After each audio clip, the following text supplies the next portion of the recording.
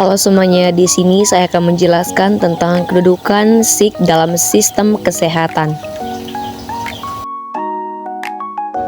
Sistem informasi kesehatan. Sistem informasi kesehatan merupakan unsur dan langkah yang terpola bertujuan untuk memproduksi informasi dalam pengambilan keputusan yang berkaitan dengan tata laksana pelayanan kesehatan. Contoh implementasi sistem informasi kesehatan di Indonesia yang mencakup sejumlah perkembangan penting dalam penggunaan teknologi informasi dan komunikasi untuk meningkatkan sektor kesehatan sebagai berikut. Yang pertama ada implementasi RME, yang kedua adopsi teknologi terkini, analisis data kesehatan, penerapan kecerdasan buatan, telemedicine dan kesehatan digital, dan pemantauan epidemiologi. Topik yang kedua ada tujuan sistem informasi kesehatan. Tujuan utama dari SIG adalah untuk meningkatkan kualitas dan efisiensi pelayanan kesehatan, meningkatkan pengambilan keputusan klinis yang tepat, mengurangi biaya dan risiko medis, serta meningkatkan kualitas hidup pasien. SIG memiliki beberapa tujuan khusus, antara lain yang pertama, mendukung pengumpulan, penyimpanan, dan pengolahan informasi kesehatan pasien dan populasi secara elektronik. Yang kedua, meningkatkan efisiensi dan efektivitas pelayanan kesehatan dengan mengurangi kesalahan manusia. Yang ketiga, meningkatkan pengalaman pasien dengan memberikan informasi yang tepat dan akurat tentang kesehatan mereka. Dan yang keempat, mendukung pengambilan keputusan strategis dan manajemen kesehatan dengan memberikan informasi yang tepat. Topik yang ketiga ada peran sistem informasi kesehatan dalam penyediaan layanan kesehatan. Sistem informasi kesehatan memiliki peran yang penting dalam penyediaan layanan kesehatan. Berikut adalah beberapa peran SIG dalam penyediaan layanan kesehatan. Yang pertama, mendukung pengambilan keputusan klinis. Yang kedua, meningkatkan efisiensi dan efektivitas layanan kesehatan. Yang ketiga, meningkatkan keamanan dan kualitas layanan kesehatan. Yang keempat, meningkatkan pengawasan dan pengendalian penyakit. Yang kelima, memfasilitasi manajemen sumber daya kesehatan.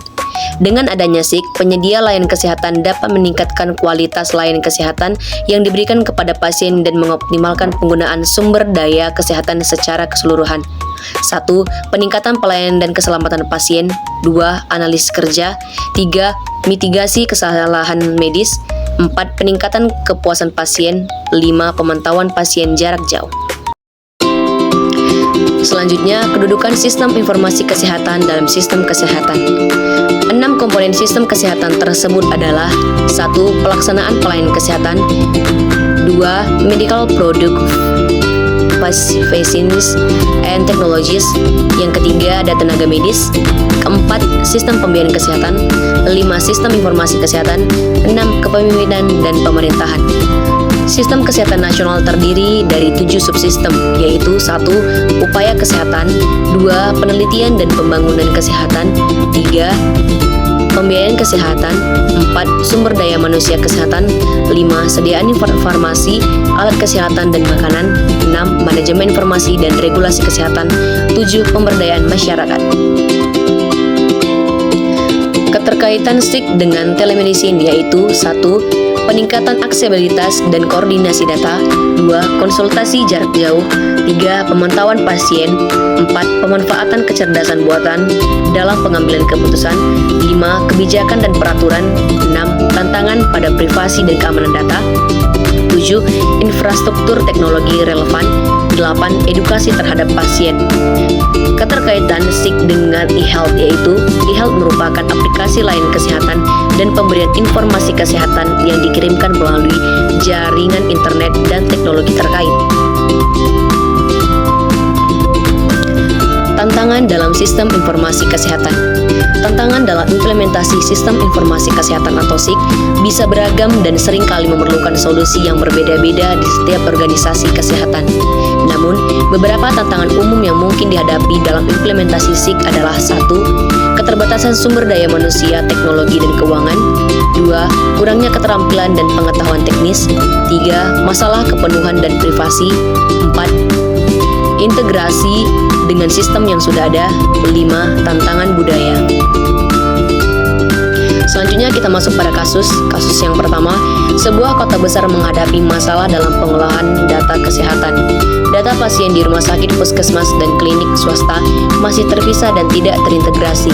Akibatnya, pasien yang pindah rujukan seringkali kehilangan rekam medisnya. Selain itu, Dinas Kesehatan kesulitan memantau penyakit menular seperti DBD karena laporan dari puskesmas baru diterima 2 minggu setelah kasus muncul. Jelaskan bagaimana kedudukan sistem informasi kesehatan dalam kasus di atas. Pembahasannya sebagai alat integrasi data. SIK menyatakan data pasien dari berbagai fasilitas rumah sakit, puskesmas, klinik swasta, sehingga rekam medis pasien dapat diakses lintas layanan tanpa kehilangan informasi. Kasus yang kedua, sebuah rumah sakit di kota X telah menerapkan sistem informasi kesehatan untuk mengintegrasi data rekam medis elektronik pasien, laporan laboratorium, dan informasi farmasi. Namun setelah 1 tahun berjalan ditemukan beberapa kendala, yaitu banyak tenaga kesehatan yang masih enggan menggunakan sistem karena dianggap rumit. Berdasarkan kasus tersebut, jelaskan apa tantangan utama dalam penerapan sistem informasi kesehatan dan bagaimana solusi untuk mengatasinya. Nah, pembahasannya yaitu sumber daya manusia atau SDM. Tantangannya itu, tenaga kesehatan kurang familiar dengan sistem baru, menganggap rumit sehingga enggan beradaptasi. Kasus selanjutnya, di sebuah kota besar Dinas Kesehatan menghadapi masalah tingginya angka pasien penyakit tidak menular seperti diabetes dan hipertensi. Namun, sistem pencatatan pasien di puskesmas dan rumah sakit masih manual serta tidak terintegrasi. Akibatnya, pasien seringkali tercatat ganda karena tidak ada basis data terpusat. Jelaskan bagaimana peran sistem informasi kesehatan dalam membantu meningkatkan kualitas layanan kesehatan di kota tersebut. Pembahasannya yaitu integrasi data pasien. SIK menghubungkan data rekam medis pasien dari puskesmas, rumah sakit, apotek, dan laboratorium. Baik, untuk topik yang kedua, saya akan menjelaskan tentang dimensi Grand Design Sistem Informasi Kesehatan. Untuk melihat secara utuh, Grand Design Sistem Informasi Kesehatan dikonstruksikan dalam beberapa dimensi sebagai cara pandangnya, yakni dimensi kebutuhan sebagai target rancangan atau produk yang diharapkan, dimensi komponen sistem informasi kesehatan sebagai strategi pendekatan untuk melakukan penguatan sistem informasi kesehatan, dan dimensi waktu sebagai tahapan masa yang diperlukan untuk mencapai rancangan sistem informasi kesehatan yang diharapkan. Yang pertama ada dimensi kebijakan. Kebijakan merupakan petunjuk dan batasan secara umum yang menjadi arah dari tindakan yang dilakukan dan aturan yang harus diikuti oleh para pelaku dan pelaksana kebijakan karena sangat penting bagi pengolahan dalam sebuah organisasi serta mengambil keputusan atas perancangan yang telah dibuat dan disepakati bersama. 2. Dimensi kelembagaan dan tata kelola. Tata kelola sistem informasi kesehatan pada pasal 26 Peraturan Pemerintah Nomor 46 Tahun 2014 tentang Sistem Informasi Kesehatan disebutkan bahwa pengolahan sistem informasi kesehatan dilakukan oleh yang pertama, pemerintah untuk pengolahan satu sistem informasi kesehatan skala nasional dalam ruang lingkup sistem kesehatan nasional. Yang kedua, pemerintah daerah provinsi untuk pengolahan satu sistem informasi kesehatan skala provinsi. Sistem informasi kesehatan tersebut dikelola secara berjenjang, terkoneksi dan terintegrasi serta didukung dalam kegiatan pemantauan, pengendalian dan evaluasi. Pengolahan SIK dapat dilakukan dalam bentuk A. Perancangan program, B. Pengorganisasian, C. Kerjasama dan koordinasi internal dan eksternal. Yang ketiga, ada dimensi sumber daya atau SDM dan infrastruktur. Menurut Peraturan Pemerintah Republik Indonesia Nomor 46 Tahun 2014 tentang SIK Sumber Daya Manusia Pasal 51 yang pertama, unit mengelola sistem informasi kesehatan nasional, provinsi, kabupaten atau kota, dan fasilitas pelayanan kesehatan harus memiliki SDM yang mengelola sistem informasi kesehatan. Yang kedua, SDM yang mengelola sistem informasi kesehatan sebagai dimaksud pada ayat 1 harus memiliki kompetensi paling sedikit di bidang statistik, komputer, dan epidemiologi. Yang ketiga, SDM manusia sebagaimana dimaksud pada ayat 1 disesuaikan dengan kebutuhan. 4. Dimensi teknologi dan aplikasi. Teknologi informasi adalah suatu teknik yang mengumpulkan, menyiapkan, menyimpan, memanipulasi, memproses, mengumumkan, menganalisis, dan atau menyebarkan informasi serta pemindahan informasi antar media.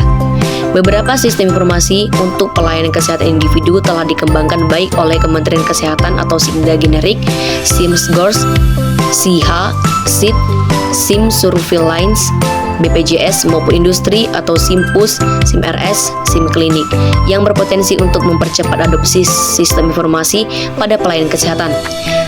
Data warehouse tingkat pusat akan mengintegrasi berbagai sistem data.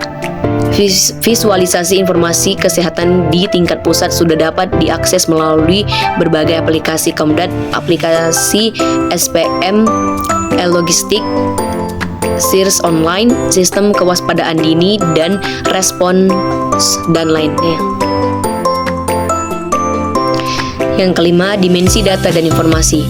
Pada pasal 13 ayat 1, data dan informasi kesehatan dalam penyelenggaraan sistem informasi kesehatan bersumber dari fasilitas kesehatan termasuk fasilitas pelayanan kesehatan milik pemerintah, pemerintah daerah dan swasta, dan masyarakat baik perorangan maupun kelompok. Data dan informasi kesehatan selain sebagaimana dimaksud pada ayat 1 dapat bersumber dari instansi pemerintah dan pemerintah daerah terkait. Pasal 14, data dan informasi kesehatan yang bersumber dari fasilitas pelayanan kesehatan yang diperoleh dan rekam medik elektronik dan non-elektronik dilaksanakan sesuai dengan ketentuan peraturan perundang-undangan. Strategi penguatan sistem informasi kesehatan. Pencapaian Grand Design sistem informasi kesehatan sesuai dengan parameter pada dimensi kebutuhan diperoleh melalui strategi penguatan pada dimensi komponen sistem informasi kesehatan yang mengacu sesuai klasifikasi Health Metric Network. 1. Arsitektur sistem informasi kesehatan.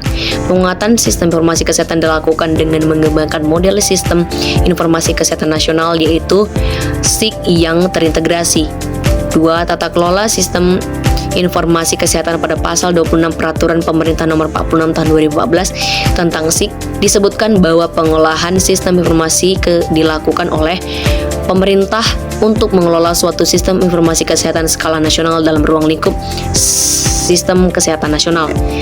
2. Pemerintah daerah provinsi untuk pengelolaan satu sistem informasi kesehatan skala provinsi.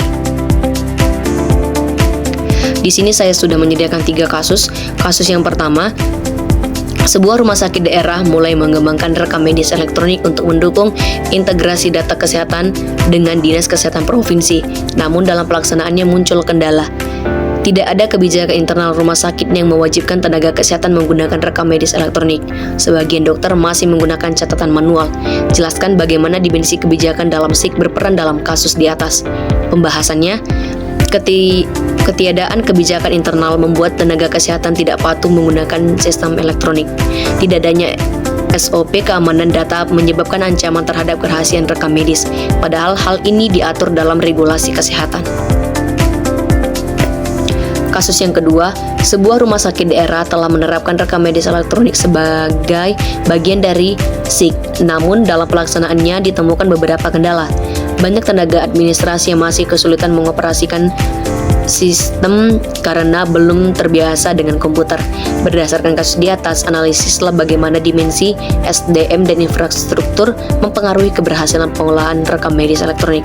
Pembahasannya, SDM atau sumber daya manusia sesuai pasal 51 ayat 1 PP nomor 46 tahun 2014, unit mengelola SIK harus dimiliki SDM yang kompeten di bidang statistik, komputer, dan epidemiologi. Pada kasus petugas administrasi kurang kompeten sehingga terjadi salah input, keterlambatan, dan kualitas data rendah. Kasus yang ketiga, di Kota C, Dinas Kesehatan telah mengembangkan rekam medis elektronik yang terhubung dengan puskesmas dan rumah sakit daerah. Namun muncul beberapa permasalahan. Tidak ada unit khusus yang bertanggung jawab penuh terhadap pengelolaan SIK di tingkat kabupaten atau kota.